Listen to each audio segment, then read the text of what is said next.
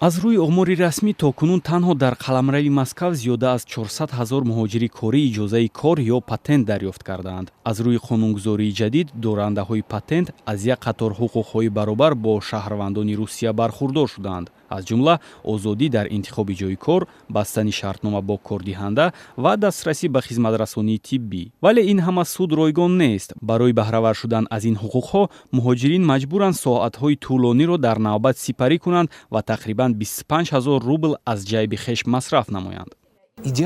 аз ҷиҳати идеологӣ бад нест, ҳарчанд қонуни қаблӣ низ бад набуд, танҳо иҷрояш ғайриқаноатбахш буд. Қонуни ҷадид низ бо ҳамин мушкил рӯбарӯ шудааст. таҳиягарони қонун дар қисмати усули амалисозии он ба иштибоҳи зиёд роҳ доданд. аввалинаш ин қимати гарони дастрасӣ ба бозори расмии кор аст. дар муқоиса бо гузашта он даҳҳо маротиба афзудааст. ин дуруст нест. баъдан мавзӯи ҷобаҷо кардани ҳуҷҷатҳо, он дар як марказ сурат мегирад ки нороҳатӣ зиёдро ба вуҷуд овардааст ва беҳтар мешуд ки ин корро ба раёсатҳои ноҳияҳо вогузор мекарданд. зиёда аз ин муҳоҷирини корӣ муаззафанд ки моҳона ба ҳисоби давлат пули ҳангуф супоранд. барои мисол дар Москав ҳаҷми пардохти моҳонаи патент 4000 рубл баробар ба $60 амрикоист. муҳоҷирини корӣ аз он шикоят доранд ки ин нархи молиёт аз ҳад зиёд аст. баъзе аз муҳоҷирон тавони пардохти онро надоранд ва ба фаъолияти ғайриқонунӣ мегузаранд.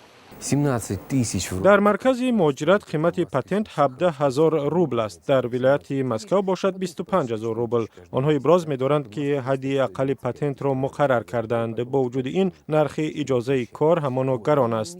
ба назари ман бояд қимати патент дар сатҳи қаблӣ 1500 рубл боқӣ мемонд. сараввал ҳарчи бештар муҳоҷиронро бояд ба расмият медароварданд, қишри онҳоро аз ҷиҳати даромадашон дақиқ мекарданд ва баъдан вобаста ба маоши онҳо қимати молиёти патентро барои ҳар як қишр дар алоҳидагӣ муқаррар мекарданд. баъд ин мумкин буд бимаи ихтиёрии тиббиро ҷорӣ кунанд. ҳамаи ин ибтикоротро зина ба зина амалӣ кардан лозим аст, на ин ки яку як бора. қоидаҳои кунунӣ заминаи ногуворро ба миён овардааст. муҳоҷирон зери соя мераванд, масъулин бошанд, ҳайронанд ки чаро чунин шуд.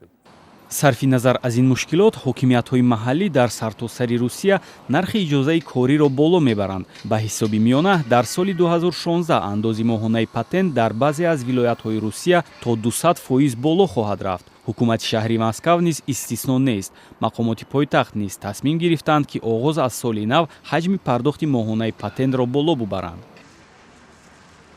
чунин хабар албатта муҳоҷиронро хушҳол накард. нафароне ки дар Русия будубоши ғайриқонунӣ доранд, дигар ба гирифтани патент умед надоранд ва муҳоҷироне ки бояд патенти худро тамдид кунанд, аз ин нигаронанд ки бахши умдаи маоши онҳо ба ҷайби ҳукумати Русия меравад. ба фикрам ин 13% аз даромад аст. ин хуб аст агар ҷои кор дошта бошӣ. вақте ҷои кор нест, албатта ин бори сангин аст. буҳрон ҳаст ё на, вақте муҳоҷир ҷои кор надошта бошад, харидан ва пардохти патент хеле мушкил аст. бояд қонуни наве таҳия шавад ки кору зиндагии муҳоҷиронро дар Русия осон кунад. ба назари ман патенте ки ҳоло ҷорӣ аст, на ба нафъи Русия ва на ба нафъи муҳоҷири корист. чун муҳоҷирон бинобар нархи дандоншикани патенти ба расмият надаромада бо сабти муваққатӣ мегарданд ва ҳар 3 моҳа сарҳадро убур карда боз сабти муваққатӣ мекунанд. албатта қимат аст. мардум аз уҳдаи пардохт набаромада ба ватанашон бармегарданд. ман низ 3 моҳ ин ҷо будам, кор нашуд. санаи 15 чипта дорам, меравам.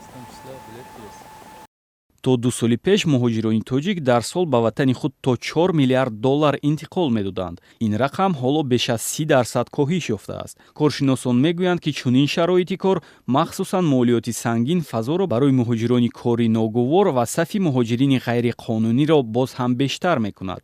дар навбати худ ҳукумати Русия ки гирифтори буҳрони иқтисодист, шеваи мубориза бо муҳоҷирини зери соя рафтаро шадидтар хоҳад кард.